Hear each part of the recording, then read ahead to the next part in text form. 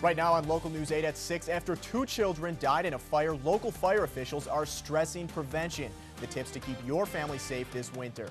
And the Idaho National Laboratory wants everyone to have a great holiday. What they're doing to make sure those in need have a better Christmas. Plus, a local family's dedication to paying it forward grabbed the attention of a celebrity chef earlier this year, and now how their latest fundraiser is benefiting their community. Local News 8 at 6 starts right now. You're watching Local News 8 at 6. Local people, local news.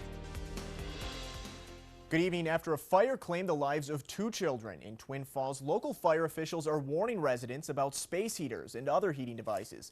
Local News 8's Bree Clark spoke to the Idaho Falls Fire Department today. She tells us how many fatal winter fires can be prevented. Firefighters say the residents of this trailer probably never thought a space heater would cause this much damage and claim 2 lives. Well, it only takes a matter of minutes for something to happen. The preventative measures most often are just keep clearance and keep things clean, and that usually eliminates most of the hazards with the heating appliances. According to the National Fire Protection Association, space heaters account for 1/3 of home heating fires and most often take place when people aren't home. People don't understand that there might be a thermostat. They come on when the temperatures get low, whether they have turned the heater on or not. Which is why fire officials say it's important to keep flammable materials and pets away from the device just in case it falls over. So if this fell over like this and remained heating, we'd probably have a fire. But sparks don't have to come directly from the heater. Its power source could be just as dangerous. Hooking it up to their electrical system may make a big difference in whether it becomes hazardous or not on the 2 together, which can make the problem worse. And this is what we call daisy chaining. Firefighters say hazards aren't always fires, and chimney heat sources can cause carbon monoxide buildup if they aren't maintained. A lot of people have what's called a multi-layered or a double or triple wall pipe, and they're designed to have a catch trap at the bottom.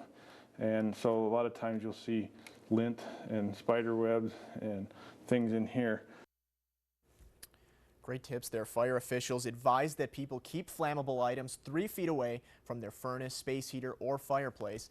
They also recommend that residents with chimneys and fireplaces get a carbon monoxide detector. And we hope you're staying warm tonight. It's getting chilly. Forecaster Chelsea Brentzel now with a first look at the weather. Chelsea? Well, you're right, Tyler. It is feeling a lot chillier than yesterday. We had some breaking record temperatures, 59 degrees in Pocatello, 58 in Idaho Falls, and we didn't just break them, we smashed them by more than 10 degrees. But that's not the case tonight. You're feeling temperatures in Pocatello at 33 degrees right now with southwest winds at 17 miles per hour. So that 33 degrees is even feeling a little bit chillier because of that wind.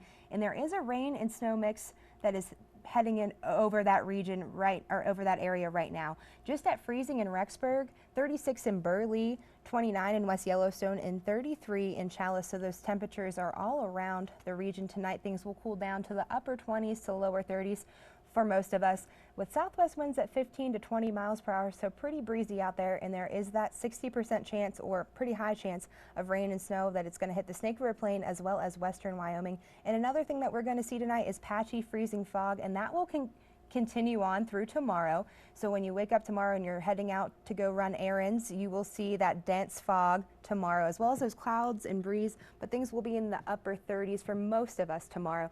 But as far as how much snow and rain we're going to get, well, I'll let you know that coming up in my full weather forecast. Okay. All right, thank you, Chelsea. Yellowstone sure hoping for more snow. The park will be open to snowmobiles starting Monday, but the recent warm weather means there's not much snowpack on the park's interior roads. Until the park gets more snow, snowmobiles and snow coaches are mostly going to be limited to the southern part of the park between the south entrance and Old Faithful. Staff members will continue to monitor snow levels and will allow snowmobiles into other areas of the park when weather permits.